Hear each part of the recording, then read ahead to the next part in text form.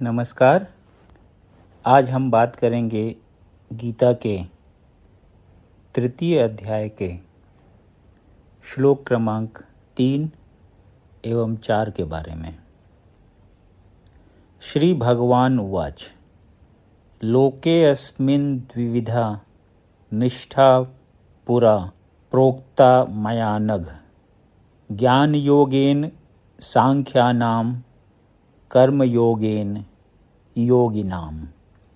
श्री भगवान ने कहा, हे निष्पाप अर्जुन, मैं पहले ही बता चुका हूँ कि आत्म साक्षात्कार का प्रयत्न करने वाले 2 प्रकार के पुरुष होते हैं।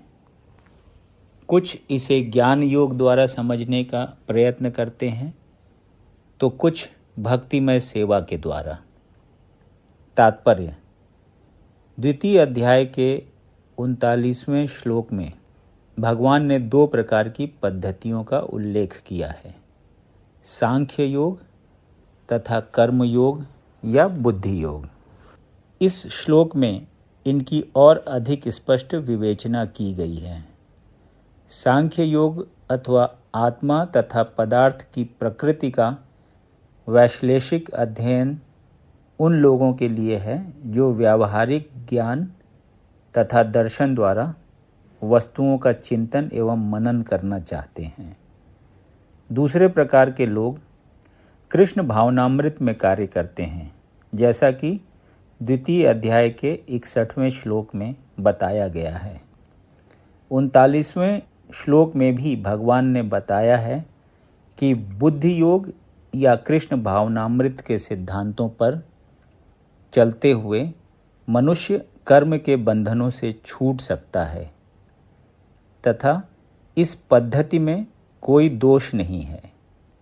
61वें श्लोक में इसी सिद्धांत को और अधिक स्पष्ट किया गया है कि बुद्धि योग पूर्णतया परब्रह्म विशेषतया कृष्ण पर आश्रित है और इस प्रकार से समस्त इंद्रियों को सरलता से वश में किया जा सकता है। अतः दोनों प्रकार के योग धर्म तथा दर्शन के रूप में अन्योन्याश्रित हैं। दर्शन विहीन धर्म मात्र भावुकता या कभी कभी धर्मांधता है और धर्म विहीन दर्शन मानसिक ऊहापोह है। अंतिम लक्ष्य तो श्री कृष्ण है, क्योंकि जो दार्शनिक जन परम सत्य की खोज करते हैं वे अंततः कृष्ण भावनामृत को प्राप्त होते हैं। इसका भी उल्लेख भगवत गीता में मिलता है। संपूर्ण पद्धति का उद्देश्य परमात्मा के संबंध में अपनी वास्तविक स्थिति को समझ लेना है।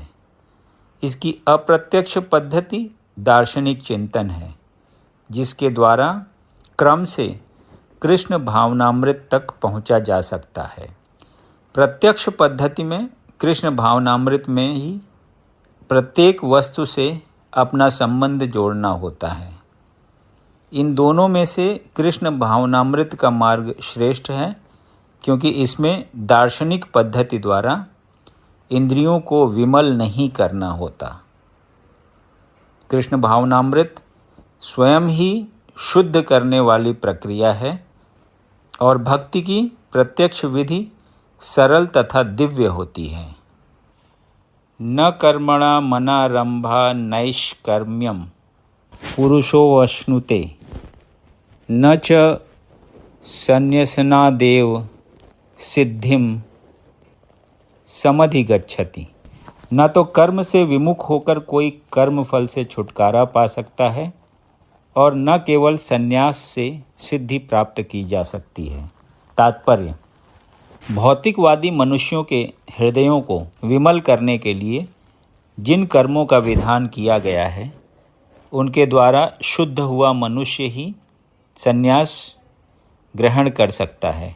शुद्धि के बिना अनायास संन्यास ग्रहण करने से सफलता नहीं मिल पाती।